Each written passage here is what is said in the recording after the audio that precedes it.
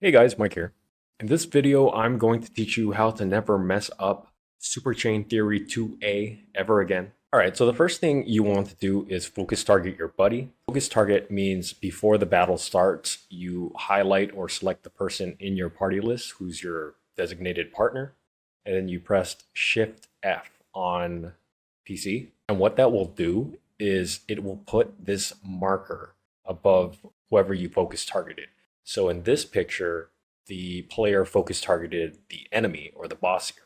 But you can focus target anything. You can focus target party members, you can focus target NPCs, you can focus target anything. And the neat thing about this little marker is that you're the only one that sees it, and it stays there for the whole entire fight. All right, so that's the first thing, focus target your buddy. All right, so here's Superchain Theory 2A, and my first tip is stand close to the boss here. Like stand around here, no matter what role you are. Even if you're a tank, you don't have to stand at the boss hitbox here. You can stand closer in towards the center of the hitbox. And the reason you want to do that is because you could be starting north or you could be starting south. And the thing about Superchain Theory 2A is you want to give yourself as much time.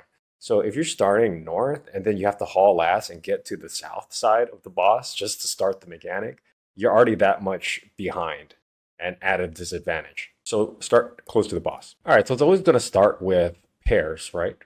Stacking with your buddy. And that's why we focus target our buddy, so we can clearly see where they're standing so that we can line up with them and ensure that when you take the pairs attack, you're actually stacked with your buddy. Because if someone messes up in Superchain Theory 2A, if someone's dead, usually that's a wipe. So definitely first get to the right starting side, whether it's north or south.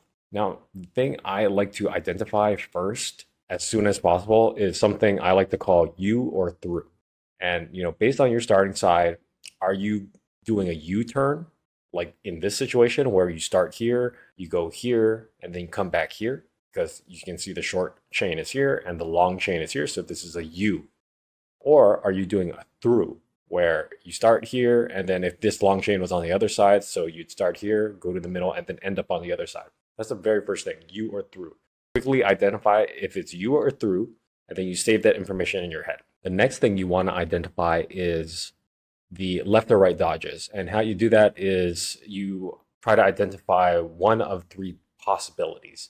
It's either early, late, or none. That's the only three possibilities. And I would tilt the camera up slightly so you can quickly see, you can see where the wings are spawning, so you can identify early, late, or none.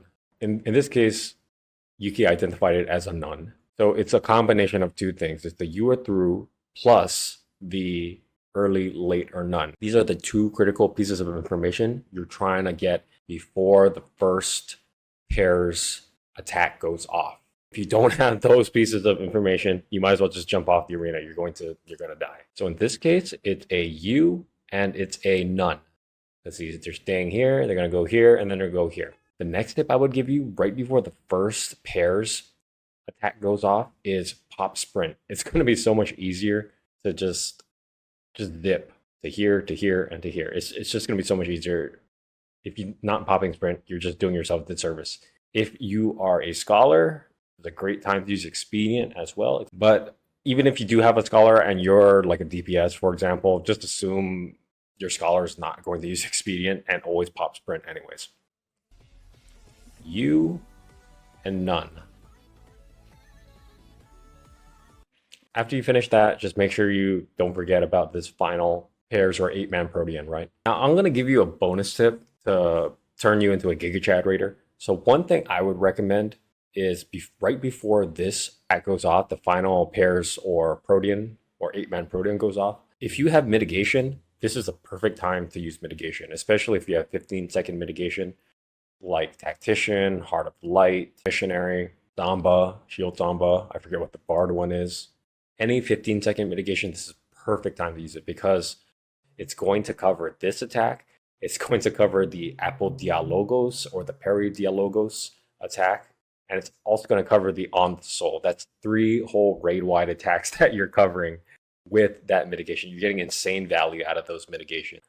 So you can see right here, pairs. Now you would get the Oppo as well. You would mint the Oppo here.